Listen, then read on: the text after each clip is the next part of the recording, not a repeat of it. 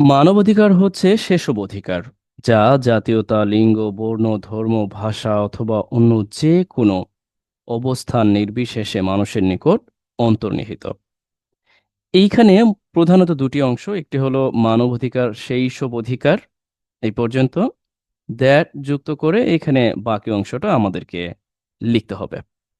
আচ্ছা, চলুন আমরা প্রথমত দেখার চেষ্টা করি মানব অধিকার।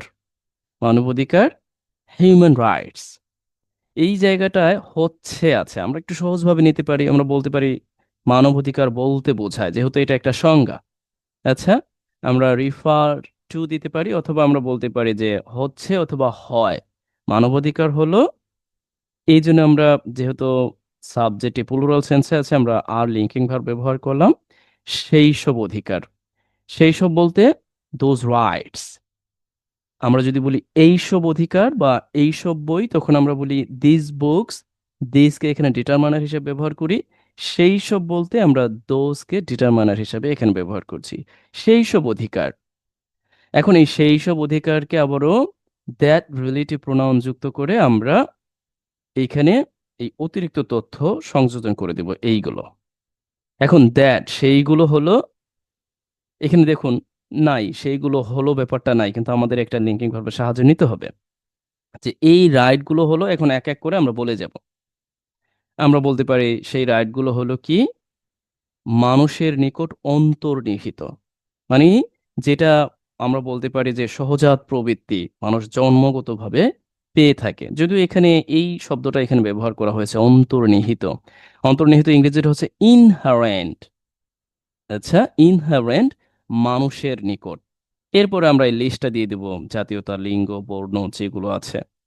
ইনহেরেন্ট এর সাথে টু অ্যাপ্রোপ্রিয়েট অর্থে ব্যবহার হয়। ইনহেরেন্ট টু, মানুষের নিকট। Every person, or you can say here the ordinary people or people. আমরা এখানে সমস্ত মানুষকে নির্দেশ করতে এভরি পার্সন অর ইন্ডিভিজুয়াল ব্যবহার করতে পারি। এখন সেটা কিসের ভিত্তিতে? নির্বিশেষে। নির্বিশেষে বলতে জাতীয়তা, লিঙ্গ, বর্ণ, ধর্ম, ভাষা অন্য যে কোনো অবস্থানের নির্বিশেষে। এখন এই অংশটাই নির্বিশেষে যুক্ত করতে আমাদের একটা ফ্রেজ তৈরি করতে হবে, রিগার্ডলেস অফ। রিগার্ডলেস অফ, এরপরে আমরা এই নামগুলো এক এক করে দিয়ে দিব। আমরা কিন্তু অন্যভাবে লিখতে পারি, আমি যেভাবে লিখেছি এইভাবে লিখতে হবে ব্যাপারটা এরকম না। ন্যাশনালিটি, লিঙ্গ, বর্ণ, ধর্ম, ভাষা, এবং একই সাথে অর অথবা, অর যে কোনো স্ট্যাটাস, যে কোনো অবস্থান, এটা আমরা নির্দেশ করলাম। দেখুন, এই ফ্রেজটি তৈরি করতে গিয়ে অনেকের একটু ঝামেলা হবে যে আপনি এই অংশটা কিভাবে তৈরি করলেন। আচ্ছা, আপনি এত ঝামেলার দরকার নেই, এটাকে আরো সহজভাবে লিখুন। আমি কিন্তু সব সময় বলি যে যত সহজভাবে লেখা যায়, আপনি জাস্ট এতটুক লিখুন যে হিউম্যান রাইটস, এই জায়গাটা আপনি বলে দেন বলতে বোঝায় রিফার টু দোজ রাইট। এরপরে আপনি জাস্ট এক এক করে এগুলো বলে যান, রিগার্ডলেস অফ ন্যাশনালিটি, মানে এটার ইনক্লুডিং দিয়ে, মানে রাইটস এর পরে আপনি ইনক্লুডিং দিয়ে দিলেন। ইনক্লুডিং মানে যার মধ্যে রয়েছে regardless of nationality, gender, race, religion, language or any status. তারপর হবে, যদি আপনার কাছে মনে হয় যে অন্তর্নিহিত ব্যাপারটা আমার কাছে জটিল মনে হচ্ছে, আমি বুঝতেছি না, যদি আপনি মনে করেন, কারণ অনেক সময় মনে নাও থাকতে পারে, আমি এই জন্য বলছি কোনো কিছুকে আমরা এক্স্যাক্টলি লিখতে হবে এমন কোনো কথা নাই। আপনি বোঝাতে পারছেন কিনা, এটাই হলো প্রধান উদ্দেশ্য। যদিও আমরা সব সময় চেষ্টা করি এক্স্যাক্টলি 100% কিভাবে করা যায়। আচ্ছা, এই পর্যায়ে আমরা যেটা করতে পারি, আমরা এইখানে, আমি তো মুখে মুখে বলেছি, একসাথে একটু দেখে নিতে পারি, যার সময় ও সুযোগ হয়। আপনারা এখন একসাথে প্রতিটা অংশ আলাদা আলাদা করা আছে, আপনি দেখে নিতে পারেন আপনার সময় সুযোগ বুঝে। আচ্ছা, এই পর্যায়ে আপনি এই যে রিগার্ডলেস দিয়ে নির্বিশেষে নির্দেশ করতে একটা ফ্রেজ তৈরি করা, আপনি দয়া করে একটা বাক্য লিখতে পারেন। ঠিক রিগার্ডলেস, এরপর রিগার্ডলেস অফ যুক্ত করে দিয়ে এখানে কিছু নাউন যুক্ত করে দিবেন। তারপরে একটা ফ্রেজ তৈরি করে আপনার মতো করে একটা বাক্য লিখবেন। আচ্ছা, এই পর্যায়ে আমরা দ্বিতীয় বাক্যটি দেখার চেষ্টা করি। বস্তুত মানবাধিকার বলতে কিছু নৈতিক রীতিনীতি বা নিয়ম যা মানব আচরণের নির্দিষ্ট কিছু মানদণ্ডকে বোঝায়। দেখুন এখানে কয়েকটি অংশ, এই হচ্ছে বোঝায় আর এই হচ্ছে বলতে। আমি আপনাদেরকে একাডেমিক যে ওয়ার্ড আছে কমন ভার্ব হিসেবে সবসময় বলেছি যে বলতে বোঝায়। এই দুইটা ব্যাপার দুই জায়গায় থাকা সত্ত্বেও আপনি একসাথে সুন্দরভাবে রিফার টু ব্যবহার করে দিতে পারেন। রিফার টু মানে বলতে বোঝায়। আচ্ছা, তার মানে এখানে সাবজেক্ট হচ্ছে মানবাধিকার।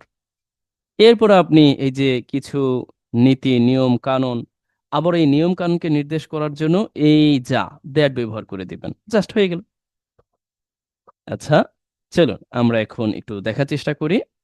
প্রথমত বস্তুত, বস্তুত বলতে আমরা ইনফ্যাক্ট অথবা ইন রিয়ালিটি, বস্তুত বা ইনডিড অনেকগুলো ব্যবহার করতে পারি। এখন আমরা মানবাধিকার হিউম্যান রাইটস, রিফার টু বলতে বোঝায়। হিউম্যান রাইটসকে আমরা প্লুরাল সেন্সে ব্যবহার করছি, যার কারণে ভার্বটা প্লুরালি দিচ্ছে। কিছু নৈতিক রীতিনীতি, certain or some moral principles or fundamental principles, নৈতিক রীতিনীতি। দেখুন এই যে প্রিন্সিপালস বলতে রীতিনীতিকে নির্দেশ করে। যদি আপনার মনে না থাকে যে রীতিনীতি, আচ্ছা আপনি প্রিন্সিপালের জায়গায় মোরাল কিছু গাইডলাইন বলতে পারেন। মানে আপনি যদি না পান, আপনার মাথায় যদি না আসে যে রীতিনীতি বলতে, আচ্ছা আপনি মোরাল কাস্টমস, তবে উপযুক্ত হচ্ছে প্রিন্সিপালস। ওকে, এরপরে বা নিয়ম, বা বলতে আমরা সবসময় অর ব্যবহার করি, রুলস। এই যে কিছু প্রিন্সিপাল অথবা নিয়ম কানুন যা, এখন এই বিষয়টাকে আমরা যা, এই যে যে যা আছে হুইচ অথবা দ্যাট যুক্ত করে এখন লিখে দিতে পারি যে দ্যাট, বা আমরা বলতে পারি হুইচ। আপনি হুইচ যুক্ত করে দিতে পারেন। যদি হুইচ ব্যবহার করেন তাহলে এখানে একটা কমা ব্যবহার করবেন, আর যদি আপনি দ্যাট ব্যবহার করেন তাহলে আর কমার প্রয়োজন নাই। এখন এই যে দেখুন এই যে যে বোঝায়, এই বোঝার জন্য আমাদের যেহেতু আরো একটি অংশ তৈরি করতে হচ্ছে, তার মানে এখানে একটা অংশ স্বাধীন আমাদের হয়ে গেছে, আরো একটি অংশ দ্যাট যুক্ত করে আমাদের লিখতে হবে। এখন আমরা যেটা করতে পারি, এই বোঝায় বলতে আমরা আরেকটি ভার্বের সাহায্য নেব। এটা আমাদের প্রয়োজন এখানে, কারণ আমরা যা যুক্ত করে এই অংশটা লিখতে যাচ্ছি। সো এখন আমরা লিখে দিতে পারি দ্য ডিফাইন, যেহেতু এখানে আমরা একবার রিফার টু লিখেছি, এখন আমরা ডিফাইন লিখতে পারি, নতুবা আমরা কিন্তু কমন ভার্ব হিসেবে লিখে নিতে পারি। আচ্ছা, ডিফাইন মানে এই বিষয়গুলো নির্দেশ করে। কি নির্দেশ করে? মানব আচরণের নির্দিষ্ট কিছু মানদণ্ডকে। আচ্ছা, ডিফাইন নির্দিষ্ট কিছু মানদণ্ড। এখন আমরা লিখে দিতে পারি যে স্পেসিফিক স্ট্যান্ডার্ডস, মানদণ্ড বলতে স্ট্যান্ডার্ডস। দেখুন এই যে স্পেসিফিক কিছু ওয়ার্ডস, মানদণ্ড বলতে স্ট্যান্ডার্ড বোঝায়, স্পেসিফিক বলতে নির্দিষ্ট কিছু বোঝায়, এই ব্যাপারগুলোর সাথে আপনাকে ভালো ভালো পরিচিত হতে হবে। এখন আমরা লিখে দেই মানব আচরণের, এই অফ যুক্ত করে এই অংশটা লিখে দিতে পারি, অফ হিউম্যান বিহেভিয়ার। আচ্ছা, একটু জটিল মনে হতে পারে যে আসলে কি।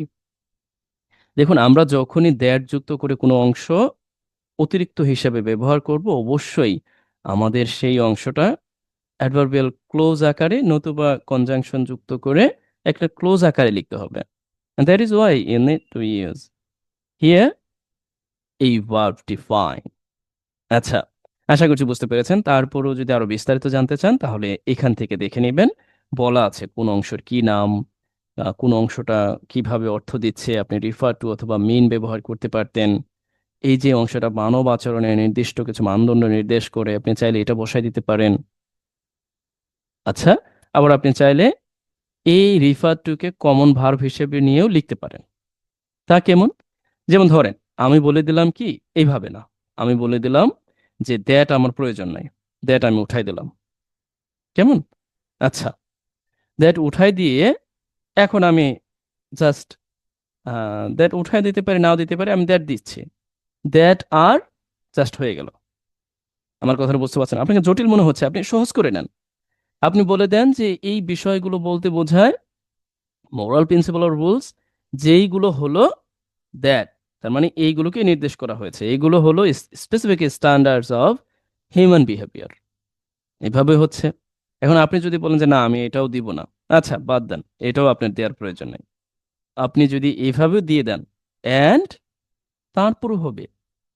কারণ হিউম্যান রাইটস বলতে বোঝায় কিছু প্রিন্সিপাল, নিয়ম নীতি এবং মানুষের কিছু এই যে আচরণের মানদণ্ড। তবে সবচেয়ে ভালো হয় আমি প্রথমে যেটা দেখিয়েছি এইভাবে, এটাই হচ্ছে সুনির্দিষ্ট। আশা করছি আমি বোঝাতে পেরেছি। আচ্ছা চলুন, দেখুন বারবার বলার মানে হলো এই, আপনি যেন ব্যাপারগুলোকে আমার ভিডিও দেখার সময় রপ্ত করতে পারেন। এই জন্য আমি সময়ও নেই বটে। আচ্ছা, পরবর্তী বাক্যটা দেখি, এটা আপনার জন্য বাড়ির কাজ থাকুক, কেমন? আন্তর্জাতিক আইনে মানবাধিকারকে আইনগত অধিকার হিসেবে রক্ষা করা হয়। এটা আমি কিছুই বলে দিব না, আপনার কাজ। আন্তর্জাতিক আইনে, এই অংশটা হচ্ছে অ্যাডভার্বিয়াল ফাংশন অফ, আমরা বলতে পারি অ্যাডভার্বিয়াল ফ্রেজ অফ প্লেস। কোথায়? আন্তর্জাতিক আইনে। কিসে? আন্তর্জাতিক আইনে। এটা আপনি লিখে দিবেন। মানবাধিকারকে আইনগত অধিকার হিসেবে রক্ষা করা হয়। আমরা বলেছিলাম যে কোনো কিছু করা হয়, খাওয়া হয়, গাওয়া হয়, নেওয়া হয়, এই জাতীয় ব্যাপারগুলোকে আমরা প্যাসিভ সেন্সে লিখি। এখন আমরা এই বিষয়গুলোকে ওয়ার্ড দিয়ে প্রশ্ন করতে পারি। কি করা হয়? আপনার উত্তরটা পেয়ে যাবেন সাবজেক্ট হিসেবে মানবাধিকারকে। এটাই হচ্ছে এই প্যাসিভ বাক্যের অবজেক্ট, বাট আপনাকে সাবজেক্ট হিসেবে লিখতে হবে। আচ্ছা, এরপরে রক্ষা করা হয়। রক্ষা করা হয় আমরা তো জানি প্রোটেক্টেড। আচ্ছা, আমিই বলে দিচ্ছি, তাহলে আপনার বাড়ির কাজ কি থাকলো? আপনি যেখান থেকেই দেখেন, আপনার কাজ হবে বাড়ির কাজটি ঠিক সেখানেই ভিডিওর নিচে আপনি অবগত করবেন বা দেওয়ার চেষ্টা করবেন। যদিও যারা পিডিএফটি পাবেন তাদের কাছে এটা করাই থাকবে, তবে আমি বলবো আপনি সাথে সাথে প্র্যাকটিস করুন। কারণ এটাই হচ্ছে সবচেয়ে, আমি বলতে পারি যে উৎকৃষ্ট শিক্ষা, যে আপনি সাথে সাথে একটু প্র্যাকটিস করলেন।